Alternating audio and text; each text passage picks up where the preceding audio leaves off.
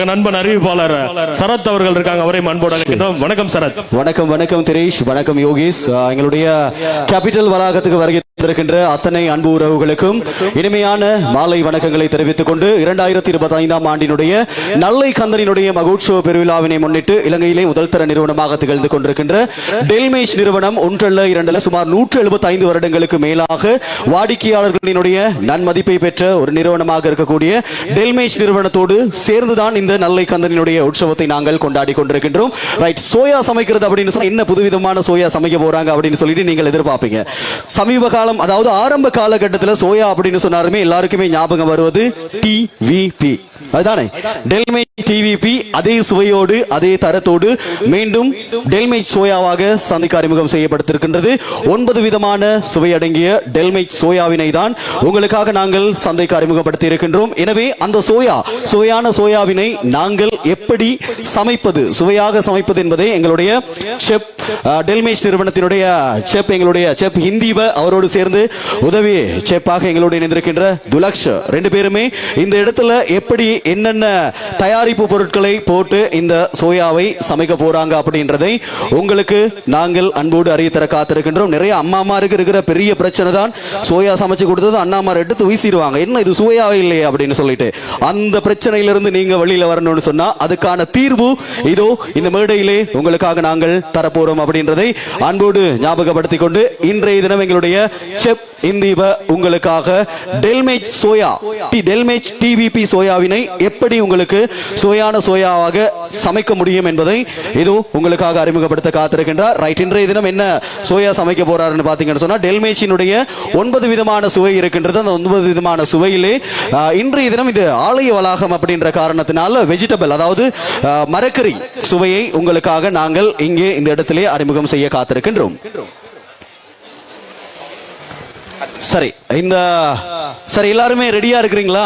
என்னென்ன சொல்ல போறாங்க, என்னென்ன இன்கிரிடியன்ட் சேர்க்க போறாங்க அப்படின்றத தெளிவா கேட்டுக்கொள்ளுங்க. அதே மாதிரி சுவையோட நீங்க சமைக்கக்கூடிய வாய்ப்பு இருக்கின்றது. ரைட், ஸ்டார்ட் பண்ணலாம். சரி, செப் என்ன சொல்றாருன்னு சொன்னா இந்த இடத்துல சமைச்சு முடிச்சுட்டு இங்க இருந்து எங்களுடைய ஸ்டோல் இருக்கு, அந்த இடத்துக்கு வந்தீங்கன்னு சொன்னா நீங்க ஃப்ரீயா சாப்பிட்டு பார்க்கக்கூடிய சந்தர்ப்பமும் இருக்குது அப்படின்றதையும் சொல்லியிருக்கிறாங்க. ரைட், நாங்க ஆரம்பிக்கலாம் இப்போது. சரி, முதல்ல இந்த அப்படியே அந்த நுழைவாயில் இருக்கிற அண்ணாமாரெல்லாம் முதலாள ஒழுக்குவாங்க. அந்த வடிவேல் சொல்ற மாதிரி முதலில் அடுப்பை எடுத்து பத்த வச்சாச்சு. பிறகு அடுப்பை பத்த வச்சதுக்கு அப்புறம் அடுத்து ஆயில் இல்லாட்டி பட்டர் ஏதாச்சும் ஆட் பண்றாங்க.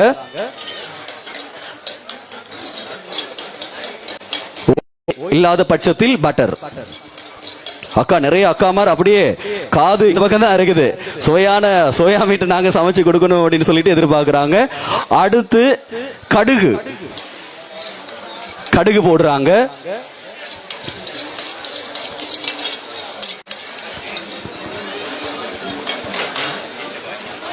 அதுக்கடுத்து இஞ்சி பூண்டு பேஸ்ட் போடுறாங்க.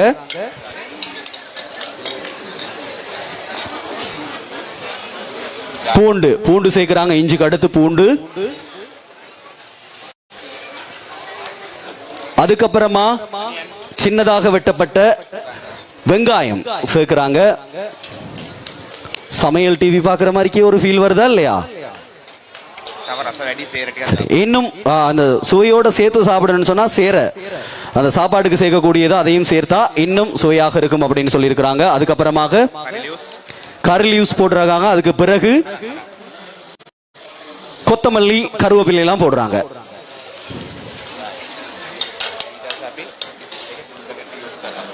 அதுக்கு பிறகு டெல்மேஷ் சோயா பேக்கெட்டுக்குள்ள இருக்கிற அந்த தூள் இருக்கு இல்லையா, அந்த தூளை ஆட் பண்றாங்க.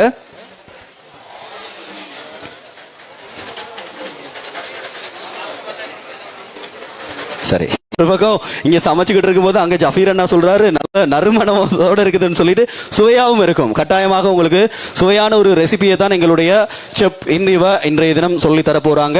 அதுக்கப்புறம் தேவைக்கேற்ற மாதிரி உப்பு சேர்த்துக் கொள்ளணும். அதுக்கப்புறம் மிளகு போட்டுக்கொள்ளலாம். உரைப்புக்கு ஏற்றவாறு மிளகை ஆட் பண்ணிக்கொள்ளலாம். அதுக்கு பிறகு கொஞ்சமா தண்ணி ஊற்றணும்.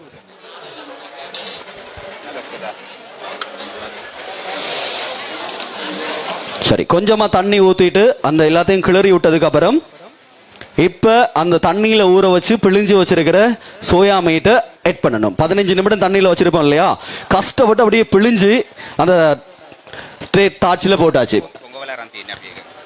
சரி, போட்டு அந்த மிக்ஸ் பண்ண இன்கிரீடியன்ஸோட சேர்த்து மிக்ஸ் பண்றாங்க. பண்ணினதுக்கு அப்புறமா என்ன பண்ண போறாருன்றத உங்களுக்கு சொல்ல போறோம். அதுக்கப்புறம் இன்னும் கொஞ்சம் தேவைக்கு ஏற்ப மாதிரிக்கு தண்ணீர் சேர்த்துக் கொள்றாங்க. இப்படியெல்லாம் ஸ்டேஜ்ல எல்லாம் ஒவ்வொன்னா சொல்லி செய்றீங்க, டேஸ்ட் மட்டும் இல்லைன்னு வையு என்ன நடக்கும் அப்படின்னு தெரியாதுன்ற உங்களுடைய அந்த உள்ளுணர்வு அப்படி விளங்குது.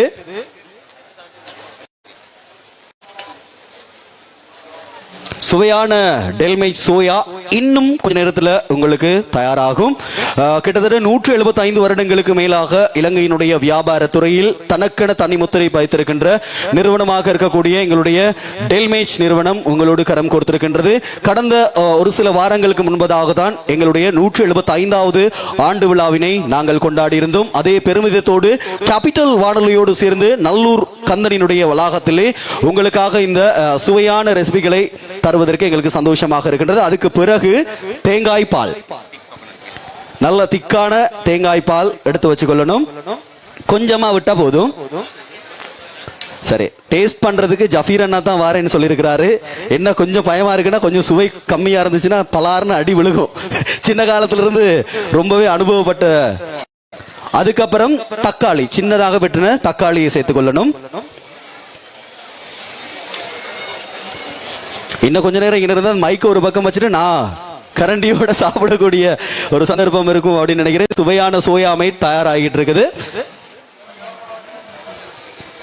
பாத்தீங்களா, அவர் தான் ஃபர்ஸ்டா டேஸ்ட் பண்ணுனாரு. வாங்க ஜஃபீர் அண்ணா, டேஸ்ட் பண்ணி பார்க்கலாம். நீங்க வாங்க, நீங்க வந்து டேஸ்ட் பண்ணீங்கன்னா இங்க எல்லாருமே சாப்பிட்ட மாதிரி. இவர் வந்து ஒரு புத்தக பிரியர், அதே மாதிரி சாப்பாடை ரசிச்சு ருசிச்சு சாப்பிடக்கூடிய ஒரு தலைவர் தான் எங்களுடைய AL ஜஃபீர் அப்படின்னு சொன்னா. இந்த ஊடகத்துறையில் 3 தசாப்தங்கள் தாண்டி இன்றும் நிலைப்பதற்கான காரணம், சிறியோர் முதல் பெரியோர் வரை எல்லோருக்கும் சக மரியாதை தந்து வளர்த்தெடுக்கக்கூடிய ஒரு பெருந்தகை.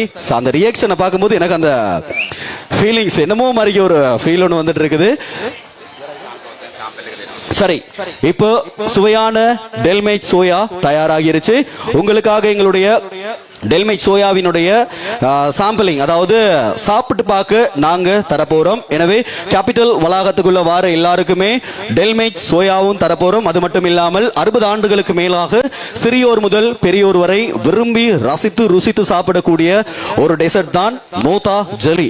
உள்ளம் உணர்த்திடும் உன்னத சுவை மோத்தா ஜெலியையும் உங்களுக்காக ஏற்படுத்தி தந்திருக்கின்றோம். எனவே இந்த சுவையான ரெசிபியை உங்களுக்கோடு பகிர்ந்த எங்களுடைய செப் இந்திவ மற்றும் அவருக்கு உதவியாளராக இருந்த எங்களுடைய துலக்ஷ பெத்தும் அவர்களுக்கும் எங்களுடைய மனமார்ந்த நன்றிகளை தெரிவித்துக் கொண்டு தொடர்ந்து கேபிட்டலோடு இணைந்து கொள்ளுங்கள் என்று உங்களை நாங்கள் அன்போடு அழைக்க காத்திருக்கின்றோம். 2025ஆம் ஆண்டினுடைய நல்லை கந்தனினுடைய மகோற்சவ பெருவிழாவை ஒவ்வொரு வருடமும் இதே வளாகத்தில் சிறப்பாக நடத்தி கொண்டிருக்கிறது. அப்படித்தானே திரேஷ்? நடத்தி கொடுத்துக்கிட்டு தானே இருக்கும். அதுதான் திரேஷ் விட்டு வேலை அப்படிதான். இந்த கேபிட்டலினுடைய கருப்பு பேரழகன் எங்களுடைய திரேஷ், கண்ணாடி போட்ட பேரழகன்னு சொல்லுங்க, கருப்பை கஷ்டப்படுத்தாதீங்க. இல்ல கருப்பு ரொம்ப அழகானது தானே. மன வருத்தமா இருக்கு. இல்ல கருவறையில் இருக்கிற சாமி கூட கருப்பு தான். அழுக வருது. அதை சொன்னதுக்கு அப்புறமா உங்களுக்கு அழுக வருதா? ஆமா.